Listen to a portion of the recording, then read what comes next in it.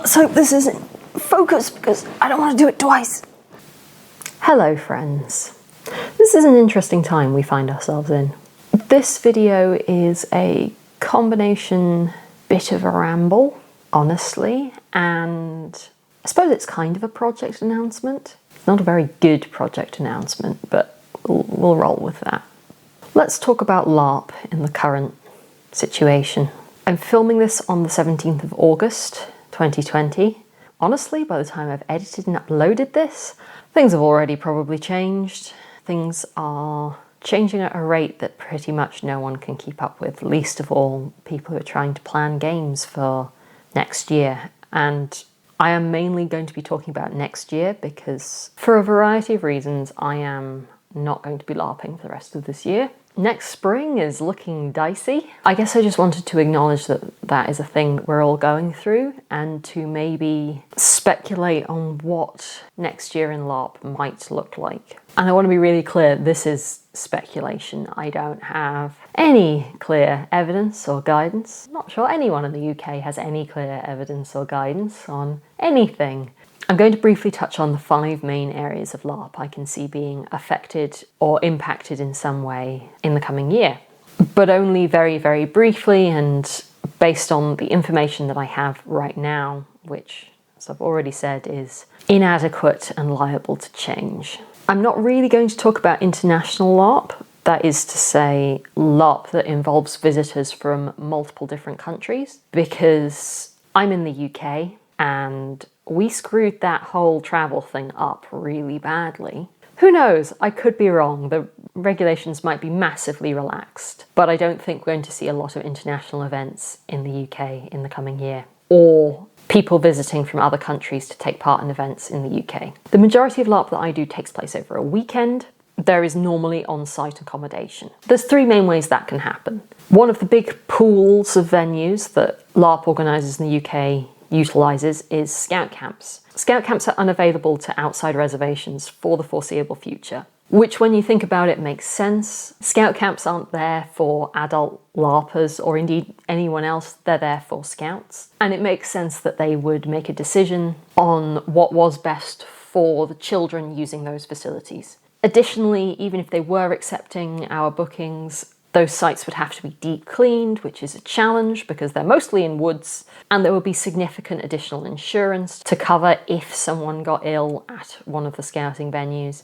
which would probably put those sites out of the price range of most small LARPs. So scout camps are probably a no-go for, at my guess, until late next year at the very earliest. In a weird way, that might actually work out because we might end up getting the coronavirus vaccine and the Lyme disease vaccine that's apparently forthcoming at about the same time, which would make scout camps much more accessible. But now we're into wild speculation, so we'll just move on from there. The second main pool of venues is indoor accommodation venues. Youth hostels, schools, field centres, all those kind of venues which form the backbone of indoor weekend games. Currently, it's just not possible to have people from all over the country sleeping in the same place. That is almost certainly going to change, but when and how, we just don't know. Additionally, there's the consideration of even if those rules do change, many people still won't be able to access those venues or events, either because they're in a high-risk category, someone close to them is in a high-risk category, or they just don't feel comfortable doing that. Because, yeah, sleeping in the same room as a bunch of strangers is probably gonna spread diseases around. That's something we need to worry about now. So residential LARP will be back, but right now we just don't know when, and on that grounds I'm kind of not really planning for it. That brings me on to the third main category of accommodation, which is camping. Now, camping is already allowed under the current regulations in the UK, as long as it is appropriately socially distanced. For some reason, being in a field with limited washing facilities is better than being in... Indoor spaces are bad. I'm not going to argue about whether camping is at higher risk or lower risk than shared indoor accommodation. I don't see there's a lot of point discussing what should be the rules when we've got the rules that we have. It seems likely that the regulations on outdoor mass gatherings will be relaxed, and so we could potentially be looking at large-ish camping events being able to take place next year. Still not sure what that means for FestLarp events. That is field camping events with anywhere from a couple of hundred to a couple of thousand people. I'm pretty sure they don't know what they're doing next year either. But right now, from the understanding I have of the current regulations, it does seem like field camping events are the most likely to be able to go ahead in the coming year. So those are the kinds of LARP that I think are going to be impacted negatively in 2021.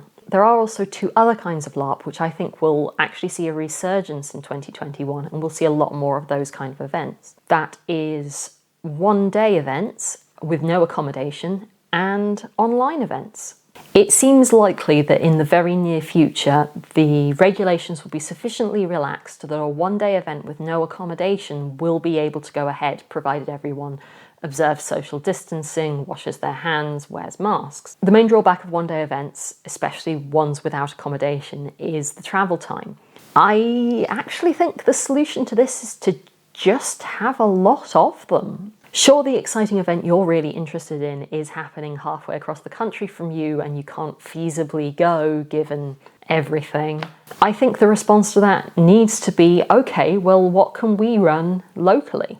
It's not going to be easy, but what people are willing to put up with from a first-time game runner running a 4-hour event compared to a first-time game runner running a weekend event is pretty different. So honestly, I would encourage anyone who's ever had an idea that they thought they could pretty much execute in 6 hours or less, take that out and start working on it, because people are still going to want to LARP and you might be the only thing that's running. And then of course there are online LARPs, which prior to March of this year I would have said didn't really exist. If you're online, it's tabletop and not a LARP. But what exactly constitutes an online LARP as opposed to a other form of role-playing game is a bit woolly, but online games have filled the gap for a lot of us. I've played a whole bunch of things that I've really enjoyed. I've watched other people play and run others, and I definitely think that this is an interesting and unique medium all of its own. We should look to exploit that further, even when we can meet each other in person again. Online LARP is uniquely accessible. If you embrace the medium and try and engage with online LARP and the things that it can do rather than trying to make it be face-to-face LARP, you can create some really magical experiences. And I've really enjoyed the games that I've done. So what does that mean for me and this channel? Well, I did also say this was going to be a bit of a project announcement. Obviously, all the characters and kit I had planned for this year has been put on possibly indefinite hold. I really hope all of those games do eventually go ahead, but sadly I can't count on it. So I'm planning for the games that I realistically think I might be able to play next year. I'll be honest, I've never been that enamoured of FestLarp, but if that's all that's going to be on offer, then here we are. So over the next couple of months, I'm going to be hoping to put together a relatively generic field LARP wardrobe. Think a mixture of medieval and early Renaissance with generically high fantasy. That seems like it's going to be the most versatile and able to respond to whatever kind of LARP we end up with next year. So over the next couple of months, I'm going to be sewing a whole bunch of projects I had previously planned and not gotten around to, and also talking through the different aspects of a field LARP wardrobe, everything from what you need to pack, what you can repurpose from thrift shops and your existing wardrobe, how you accessorize, and making a versatile and adaptive capsule wardrobe for a fantasy character. Or at least that's the plan. As always, thank you so much for watching. There's a link to my Ko-fi page in the description below if you'd like to make a one-off financial donation to support this channel and the projects going forwards. And I'll talk to you next time.